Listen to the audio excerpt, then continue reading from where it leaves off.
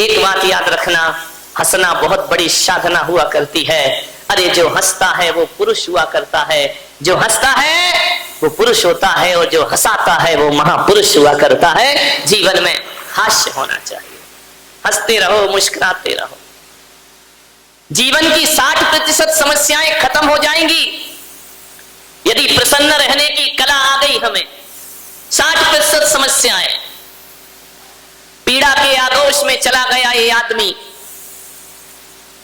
दुख में चला गया ये आदमी।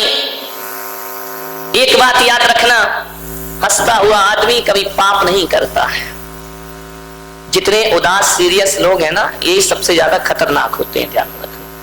इस देश को खतरा इस सीरियस लोगों से है, जो उदास बैठे रहते हैं मुंह बना करके, समझ ही नहीं आता कि इनके अंदर चल के आ रहा है। एक प्रधानमंत्री हुए हमारे देश के, कभी हंसते नहीं देखा उन्होंने किसी को। नरसिम्हा राव, जब देखो जब यूं ही मुंह बना है मेरे भाई। ऐसा लगता है कि जब देखो तब बाप की 13वीं से ही चले आ रहे हैं। ध्यान रखना, हमेशा सीरियस, हमेशा गंभीर। उस व्यक्ति को देखो तो ऐसा लगता था कि देश के लिए बहुत कुछ करेगा, ये देश के हित में सोचता होगा। लेकिन मेरे भाई, ऐसे उदास गंभीर प्रधानमंत्री हुए, जब हवाला घोटाला होता है तो उन्हीं प्रधानमंत्री का नाम उसमें आ जाया करता है। आपसे मेरा निवेदन है, उदास और गंभीर लोग ही पाप करते हैं। जहां तक मेरी परिभाषा है, जहां तक मैं सोचता हूं, हंसता हुआ आदमी कभी पाप नहीं करता, हंसता हुआ आदमी कभी गुस्सा नहीं करता। यदि आपके चेहरे पर हंसी है तो क्रोध गायब हो जाएगा, और यदि क्रोध है तो हंसी गायब। ये दोनों एक साथ नहीं हो सकते कि आप जोर से हंस भी रहे हो और मुस्कुरा भी रहे हो और गुस्सा भी कर रहे हो। दो में से एक ही हो पाएगा। तो मेरा जहां तक सोचना है, जो हल्के मूड में रहते हैं, जो हंसते हैं, मुस्कुराते हैं, क्रोध उनके पास नहीं आया करता है। क्रोध तो गंभीर लोगों के पास आता है। क्रोध वही करते हैं जो सीरियस रहा करते हैं। कभी आपने देखा कि सास बहू लड़ भी रही हो और हंस भी रही हो?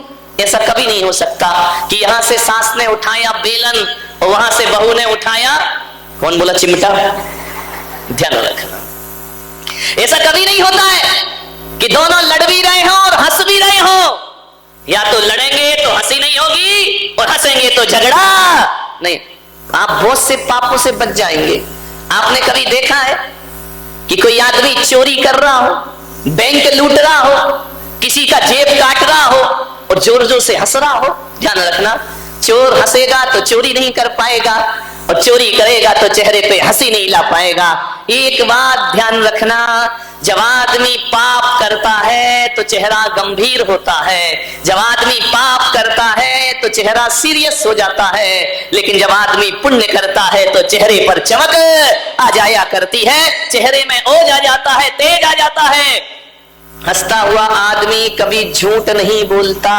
ध्यान रखना, कहते कि झूठ बोलते समय हंसी आ जाए तो उसका झूठ पकड़ा जाता है कि ये झूठ बोल रहा है। इसलिए मैंने कहा, हंसता आदमी कभी चोरी नहीं करता, हंसता हुआ आदमी कभी हिंसा नहीं करता।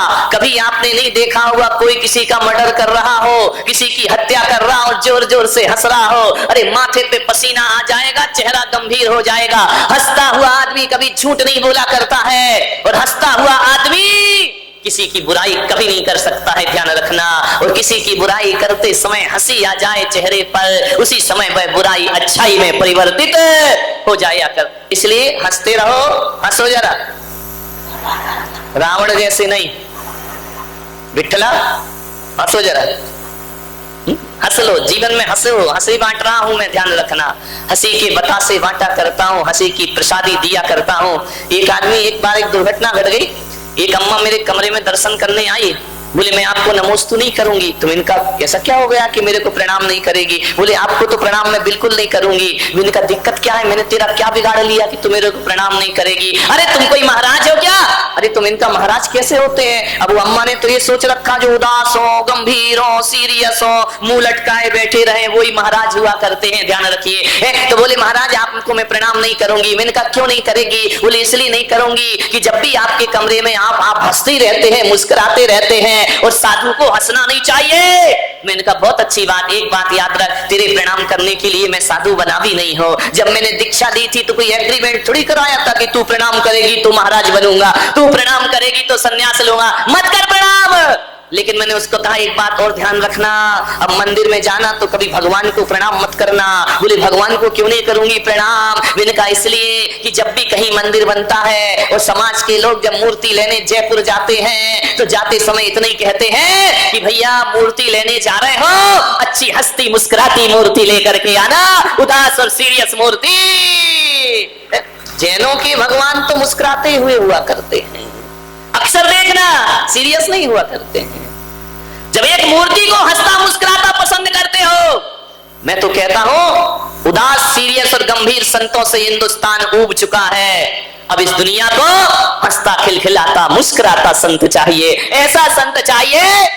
अब एक बात बताओ, तुम वैसे ही तो अपने दुख से दुखी हो, इतने सारे कष्ट तुम्हारे जीवन में है, और मेरे कमरे में आ जाओ, मैं भी मुंह लटकाए बैठा रहूं, मैं भी ऐसा बैठा रहूं बड़ा सीरियस था, तो आप कहेंगे यार घर से तो हम दुखी थे, अभी महाराज और दुखी दिखाई दे रहे हैं, फिर तो तुम दहाड़े मार मार कर रोगे मेरे भाई। मैं तो कहता हूं कि संत के चेहरे पर वो आकर्षण होना चाहिए, वो आकर्षण संत के चेहरे पर होना चाहिए कि एक क्षण को उनका चेहरा देखकर ये आदमी अपना गम भूल जाए, अपने दुख भूल जाए और संतों के चेहरे पर आनंदित हो जाए। मुस्कुराहट लाई, तनाव मिटाना है, टेंशन मिटाना है, मुस्कुराइए। ध्यान रखें, यदि आपको कोई टेंशन है, कोई चिंता है, अवसाद है, पीड़ा है, मैं कहता हूं 3 मिनट जोर से मुस्कुरा लेना, हंस लेना, सारा टेंशन गायब हो जाए। सबसे बड़ी टेंशन की यही दवा है।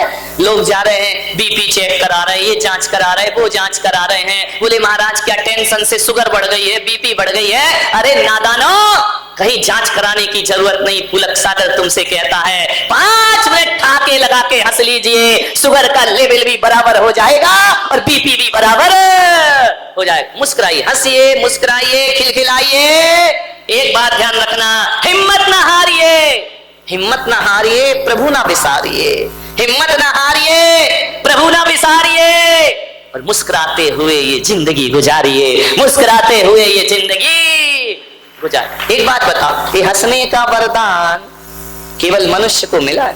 ध्यान रखना, जानवर नरकों में तो कोई हंसता ही नहीं है, कोई सवाल ही नहीं कि नरकों में कोई हंस ले। विठल, नरकों में हंसते हैं क्या? नहीं हंसते। इतने कॉन्फिडेंस से कह रहे हैं, वहीं से आ रहे हो क्या?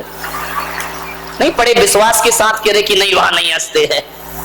नरकों में हंसने का कोई सवाल ही नहीं है, नरकों में कोई नहीं हंसा करता है। ध्यान रखना, देवता ज्यादा हंसते नहीं, स्मित मुस्कान हुआ करती है, और जानवर तो कभी हंसते ही नहीं है जिंदगी में। आज तक तुमने देखा कभी कोई जानवर?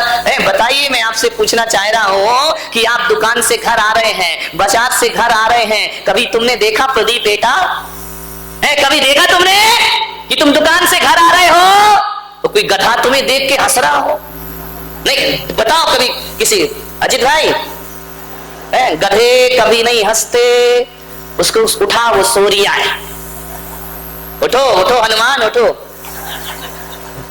विचार कर। गधे कभी नहीं हंसते। तुमने कभी देखा मंदिर से घर जा रही हो और घर जाते हो और घर जाते समय कभी तुमने देखा किसी चौराहे पर तुम्हें देखकर कोई भैंस मुस्कुरा रही हो? भैंसें कभी नहीं मुस्कुराती, गधे कभी नहीं हंसते। कुछ लोगों को घर में जाके समझ में आएगा। नहीं, जो नहीं हंस रहा है कैमरा जरा करो, गधे कभी नहीं हंसते हैं। एक बात याद रखना बारामती वालों, एक बात याद रखना, यदि कहीं गधा तुम्हें देख के मुस्कुराने लगे तो समझना वो आदमी बनने की तैयारी कर रहा है। समझ लेना, फैसला कर लेना। गधा तुम्हें देखकर मुस्कुराने लगे तो समझना वो आदमी बनने की तैयारी कर रहा है, और ये आदमी मुस्कुराना भूल जाए तो समझना कौन बोला गधा बनने की तैयारी कर रहा है। ध्यान रखना, मुस्कुराते हुए जिंदगी गुजारिए। लोग कीर्तन करते हैं झांझ मजीरा लेकर, भगवान का भजन करते हैं, लेकिन मैं पुलक सागर कह रहा हूं कि 10 मिनट खिलखिला के हंस लो, इससे बड़ा भगवान का दूसरा कोई कीर्तन नहीं हुआ करता है। चेहरे पर आनंद। तुम तो भी मंदिर भी जाते तो ऐसे लौटते हो, ऐसे लौटते हो जैसे तिहाड़ जेल से बाहर निकल रहे हो। मेरे भाई, मंदिर से लौटो तो हंसते मुस्कुराते हुए लौटिए। मंदिर से लौट के जब घर जाओ तो चेहरे पर आनंद होना चाहिए। मंदिर से जब पूजा करके घर लौटो तो ऐसा चेहरा लगना चाहिए जैसे अम्मा जी गंगा जी का स्नान करके वापस लौट रही हैं। ध्यान रखिए, इतना आनंद होना चाहिए। लेकिन आनंद कहाँ होता है? अम्मा जी जाती है मंदिर, 10-10 पूजा करती है, 5-5 पूजा करती है। अब 10 लक्षण पर्व आ रहा है, अब पूजा करेगी। अब पूजा करके जब घर जाती है तो बहू पे बरस पड़ती है, क्यों तू अभी तक सो रही है, तूने ये नहीं किया, तूने वो नहीं किया, मैं पूजा करके आ गई, कैसी निठल्ली बैठी रहे। अरे बाप रे, बहू सोचेगी यार जी अम्मा जी गंगा जी नहाने गई थी कि शिकायत का रजिस्टर तैयार कर रही थी मंदिर से लौट के। विचार करो, बच्चे तो यही सोचेंगे यार कि दादी पूजा करने गई थी या जूडो कराटे सीखने गई थी। ध्यान रखिए, मंदिर से लौटो तो गुस्सा मत करो। अरे थोड़ी देर तो मंदिर जैसी शांति अपने चेहरे पर रखिए। मंदिर से लौटते समय तीर्थंकरों जैसा आचरण अपने जीवन का, अरे घंटा भर तो मंदिर में शांत, मंदिर में जैसा वातावरण घर में बनाइए। लेकिन मंदिर से लौटते इतनी गुस्सा आती है, इतनी गुस्सा आती है कि आदमी जब मंदिर जाता है, ऐसे तो 12 बजे तक बैठे तो कुछ नहीं होता है, लेकिन मंदिर से गया, भूख लगी, खाना लाओ, जल्दी लाओ, उसे कपड़े बदलने का भी टाइम नहीं रहता है। ध्यान रखो, मंदिर से लौटो।